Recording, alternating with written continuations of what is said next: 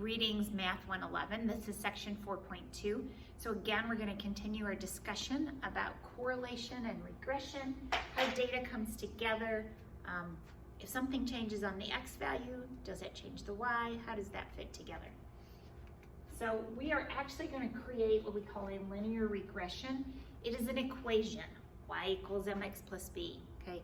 Some sort of equation that's going to describe the relationship between two sets of data. Okay, I'm just going to jump in. All right, so in Denali National Park in Alaska, which by the way is a beautiful place, the wolf population is dependent on a large, strong caribou population. In this wild setting, caribou are found in large herds. So interesting thought that the caribou actually need the predator, the wolf, right? Because in nature keeps a balance if it's allowed to just flourish. And you actually want to weed out the sick and the weak animals. I know it's hard to think about that, but that's the way God created it. So we actually want to separate it out so that the stronger animals continue to live and that any that are diseased are not infecting all the rest of the herd. So the well-being of an entire caribou herd is not threatened by wolves. In fact, it's thought that the wolves keep the caribou herd strong by helping to prevent overpopulation. Can the caribou population be used to predict the size of the wolf population? Okay, so that's interesting. So the number of caribou is going to be our x value.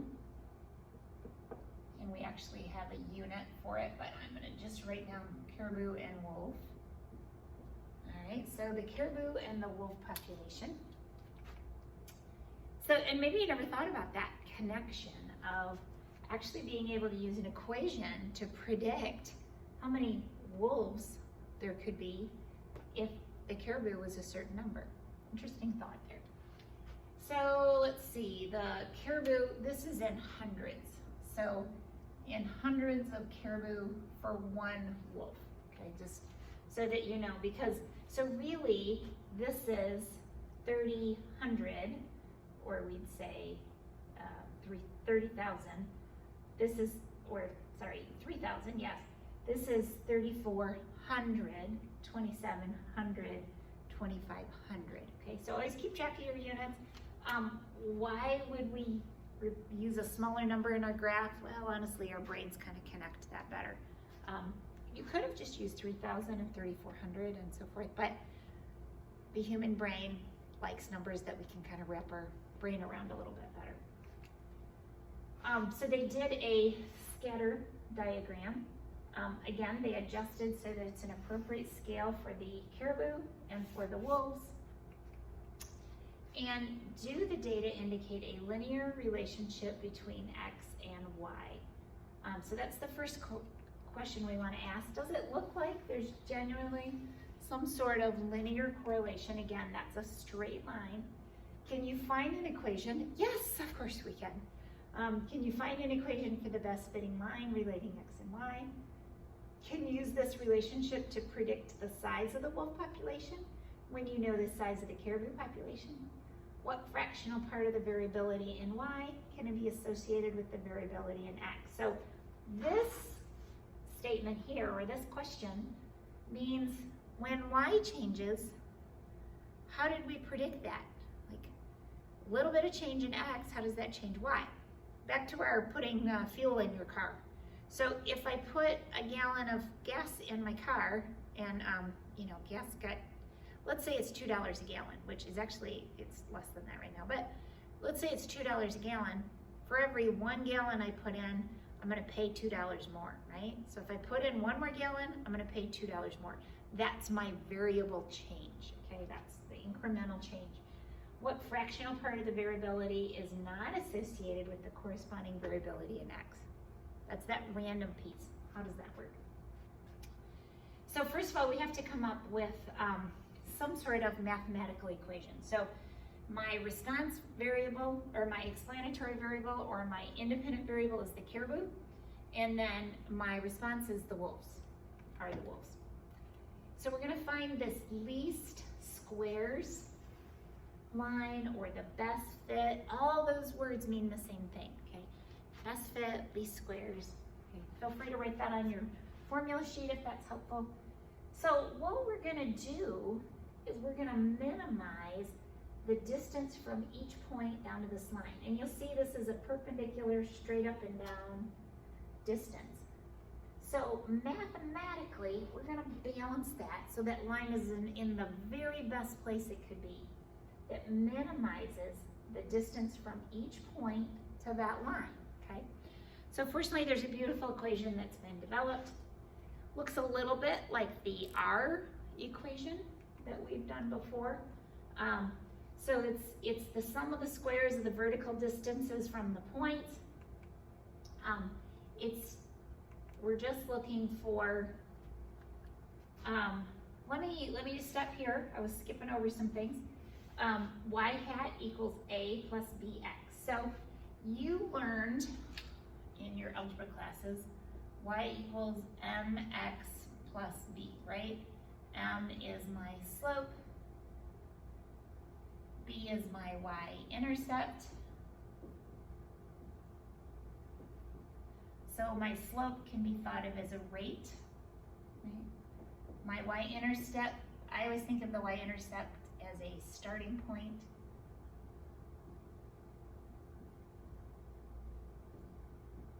Okay, so there's a relationship. Now, you'll notice they use an equation that looks like y hat equals A plus BX, okay?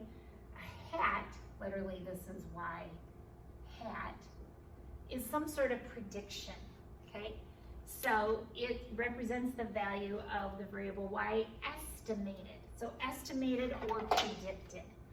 Now, how does this y equals mx plus b that you know so well from algebra? By the way, this is a great concept. This topic comes up in every math class you'll ever take. How does that fit with this? Well, the one next to the x, the term next to the x is still the slope. So my mx and my bx, the m and the b are the same thing, okay? It's just statisticians like to use this, the rest of the world likes to use this. That's how it works. And then this b, this y-intercept b is the same as the a in the statistician equation, okay? So, and what you'll notice on your calculator is it actually will show you a couple different ways. It uses a and b, but it'll let you do a plus bx or ax plus b. Just know the value, the coefficient next to the x is the slope, okay? It's the slope, all right? So in this case, it's the b, and it's that incremental change. They'll use the word incremental change. So again, if I was gonna do my gasoline, y would equal to 0, right? Because if I buy 0 gallons, I pay $0, better anyways, plus $2 a gallon. So it would be 2 times x, right? So my incremental change is that $2 for every 1 gallon of gas. Okay, so how to find the equation in the line? One of these nice colored boxes that helps us if y equals a plus bx. So these same, sum of the x's, sum of the y's, sum of the x squared, sum of the y squareds, sum of the x times y. I am on slide 14. You're trying to follow along here. And then we want to compute the sample means, the mean of the x's, so that's an x bar, and the means of the y's. I need those values to do this.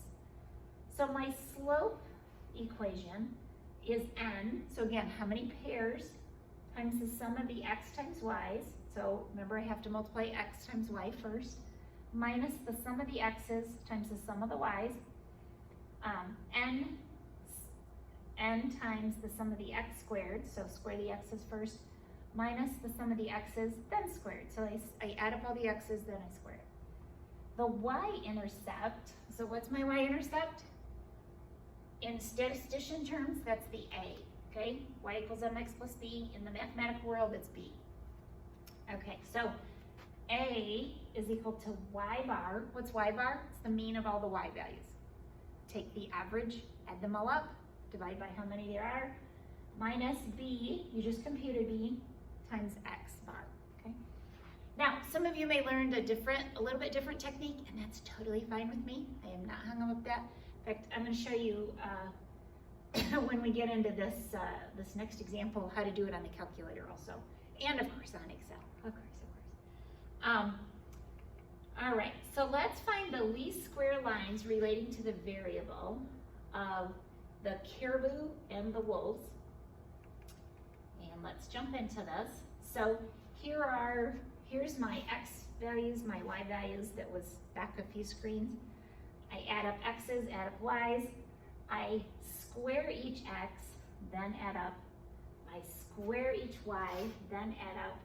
And I do x times y, okay? So let's look at it in Excel real quick. My caribou wolf population, let me separate that out. Oops, that's not where I meant to do that. One way. So here's my caribou and wolves. And again, in order to multiply x times y, I do equals x, the star, which is multiplication, times y. If I want to do x squared, I do equals, click in the x box, caret squared.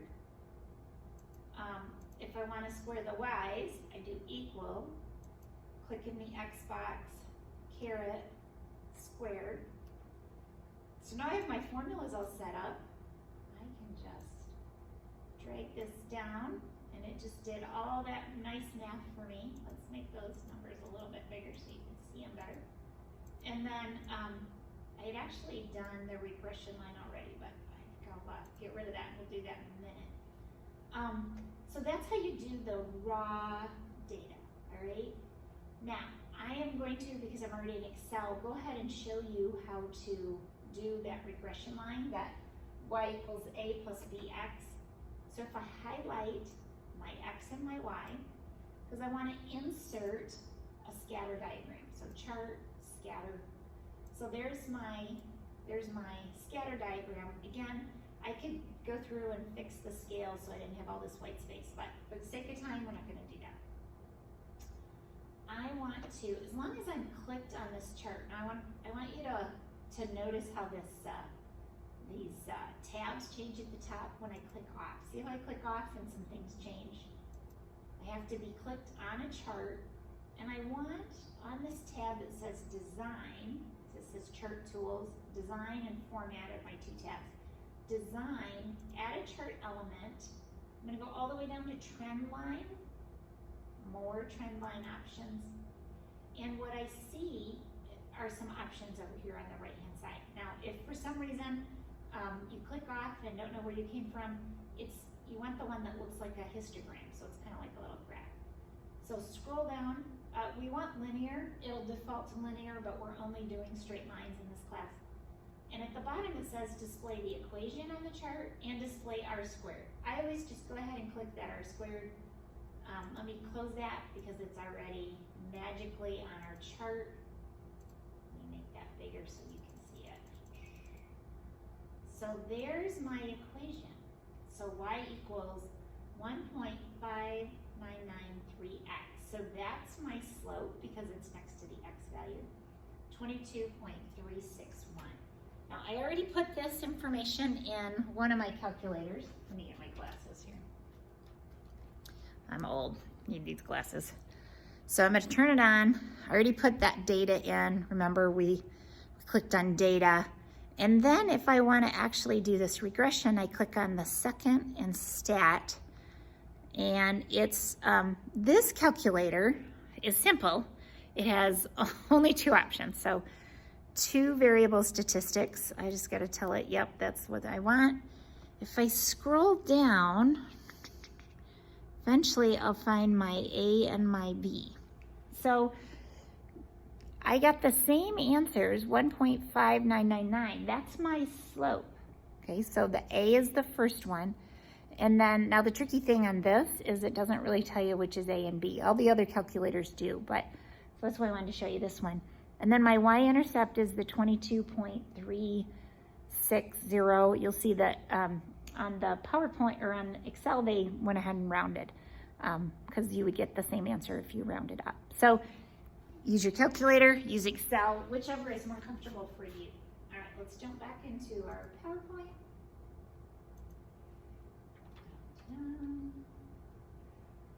All right, so first thing, if we're gonna do it the long way, which I just showed you how to at least crunch those numbers in Excel the long way, then we need to find the mean of my x's. Again, I can do that in Excel, I can do it in a calculator. So I find my means.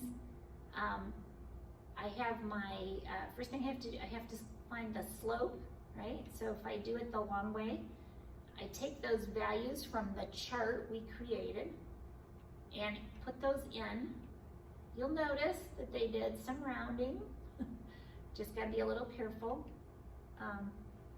when we round.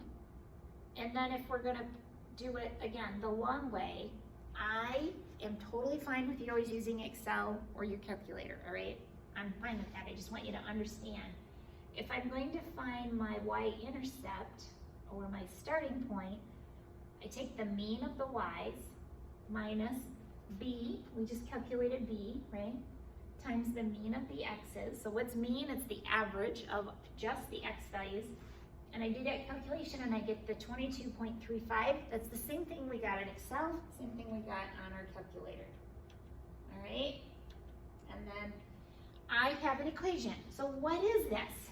This y hat is a predictor of how many wolves would be supported by X caribou. So I could put a 100 in there. Now remember, it's hundreds of caribou, right? So let's say I wanted lots and lots of caribou and wolves, all right? So I could put this value in here for X and spit out what is gonna be Y.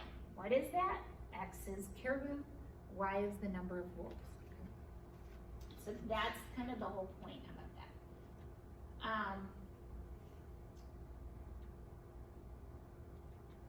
All right, but I always want to make sure that you understand, why are we doing this line? This line, this equation, this y hat equals a plus bx, is so you can predict values that you don't already have, right? Let me finish this. There's a little side point I want to do there, but let's finish this. So, what is this? X bar and y bar. This is the mean of the x's. This is the mean of the y's. It is always going to lay right on that line. By its very definition, by its very method of being calculated, X bar, Y bar is always going to lie right on the line. All right. And that slide just shows you that. All right, so the slope, so we talked about this a little bit already. The slope is that incremental change. It says the slope of the least square line tells us how many units the response variable is expected to change for each unit change. So that's, unit means one, unit change in the explanatory variable. So for each one change in X, what am I gonna get in Y? So our caribou equation says for every one more caribou, we get 1.6 wolves. Well, we know it's really not one caribou, right? It was 100. So every 100 caribou, because that was our units, is 1.6 more wolves, okay? So that's how that comes together. And by the way, there was a starting point of 22.35, right? So you can't have, it's essentially you can't have no wolves, is what it means. All right. So sometimes when we plot, remember just like we did like with trimmed means where we threw out the highest and we threw out the lowest? Well, this is similar.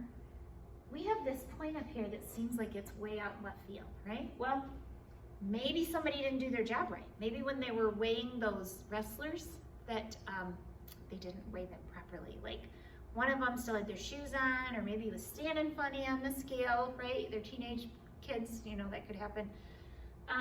they didn't make sure that they always stepped up with the right foot, then the left. Whatever the procedure is, it wasn't followed. So it could be that's true. It could be it was a giant kid. Who knows what's the real truth of it.